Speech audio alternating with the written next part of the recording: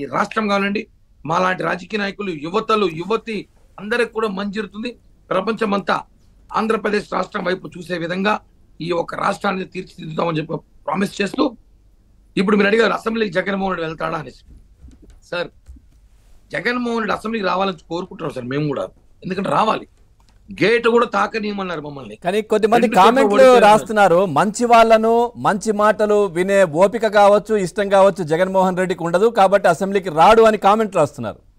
Sir ఒకటి actually ఆయన రావాలని కోరుకుంటున్నాం సార్. ఒకసారి వస్తే అక్కడ ప్రతిపక్ష హోదా కూడా లేకుండా 21 మంది ఎమ్మెల్యేలతో పవన్ కళ్యాణ్ గారు అసెంబ్లీకి వస్తూ ఉంటే అవి చూడాలి కదా సార్.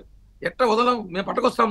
జగన్మోహన్ రెడ్డి రాకపోయినా పట్టుకొస్తాం. ఎక్కడ పట్టుకొస్తారా? సెక్యూరిటీని పెట్టుకున్నాడు, కంచెలు, తర్వాత పెద్ద పెద్ద రాడ్లు వేసుకున్నాడు ఇంటి చుట్టూ. ఏమో సార్, అధికారం చేతుల్లో నెట్టని తీసుకురావచ్చు సార్. హెలికాప్టర్ వేసి ఇంట్లోకి పోతాం, ఇంటి పైకి దిగుతాం, హెలికాప్టర్ వేసి లాక్కేస్తాం. ప్రసక్తే లేదు. జగన్మోహన్ రెడ్డిని అసెంబ్లీకి తీసుకొస్తాం, అసెంబ్లీ సెక్షన్ లో కూర్చోబెడతాం.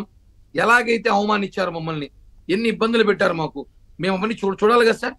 గేటు తాకనమన్నారు, గేటు తాకని పవన్ కళ్యాణ్ జన్మలో ఎమ్మెల్యే కాలేరు. ఈ రోజు వన్ అండ్ ఓన్లీ డిప్యూటీ. మరి మీ జనసేనాని గేటు తాకే లోపలికి వెళ్తారా ఇప్పుడు? నెక్స్ట్ గేటు తాకేదేమో సార్, ఆయన ఇంత ముందు ఎవరో చెప్పారు గేటు తనుకుని వెళ్తాం, కానీ మా పద్ధతి కాదు. మేము గౌరవించి వెళ్తాం. గేటు తాకే కాదు, మంచిగా 21 మంది ఎమ్మెల్యేలతో గేటు తెరుచుకొని, ఆయన వస్తుంటే గేటు తెరుచుకొని 21 మంది ఎమ్మెల్యేలతో పవన్ కళ్యాణ్ గారు అసెంబ్లీకి వెళ్తారు.